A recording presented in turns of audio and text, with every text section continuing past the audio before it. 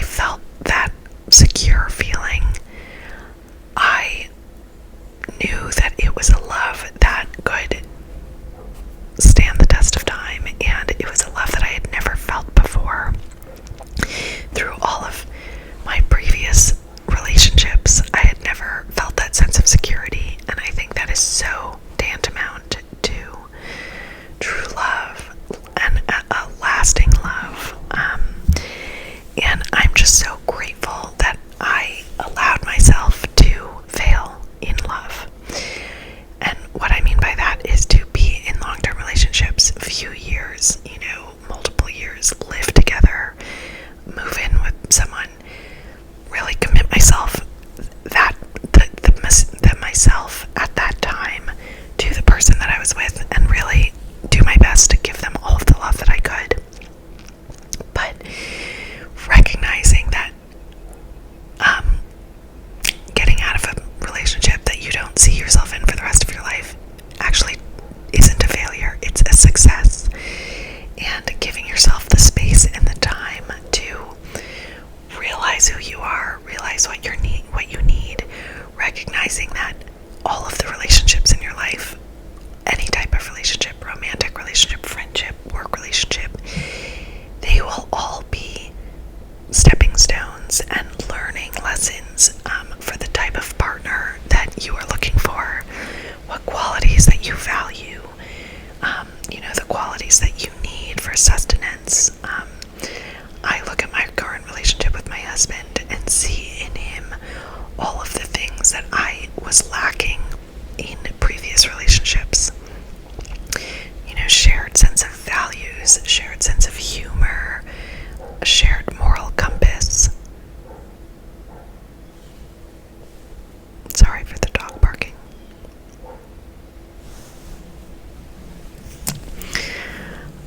Understanding of my religious beliefs and my political beliefs.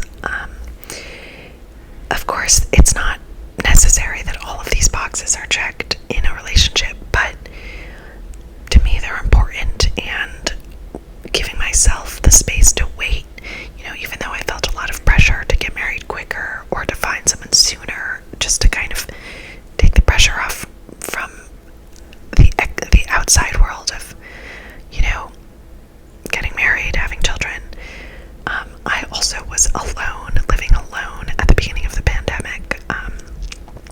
I had moved to Los Angeles in a relationship, and the year before I had gone out of the relationship because I knew in my heart of hearts that it wasn't the right thing for me long term, and it was fucking scary. I was across the country from where I grew up. I had very little family there, like an uncle.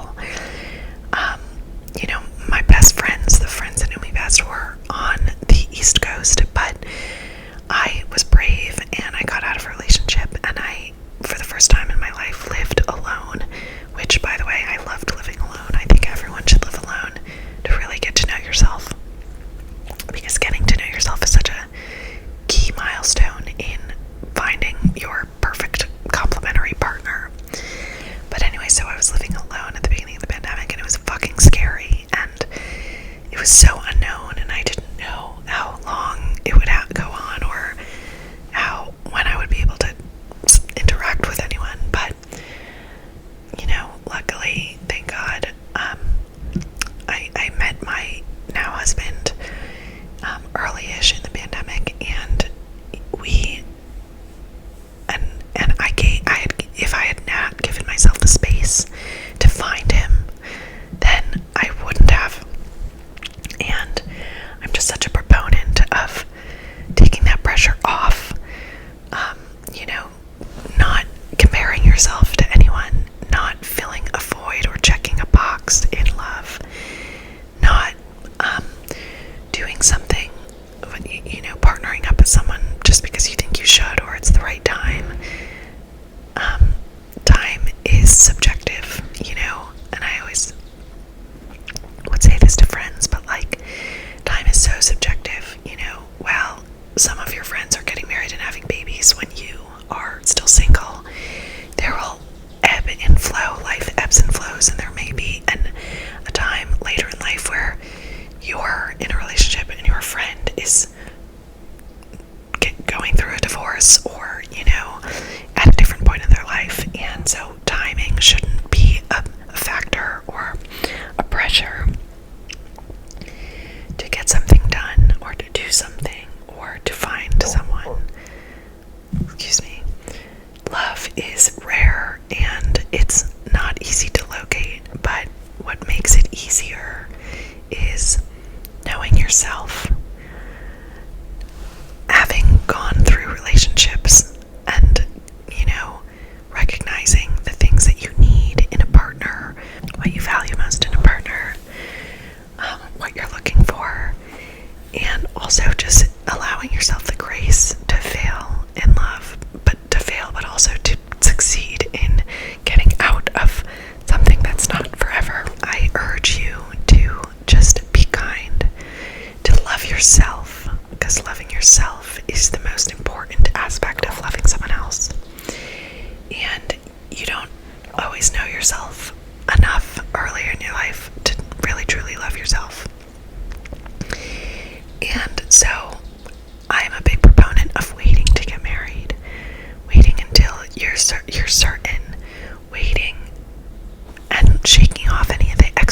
pressures that you might be facing.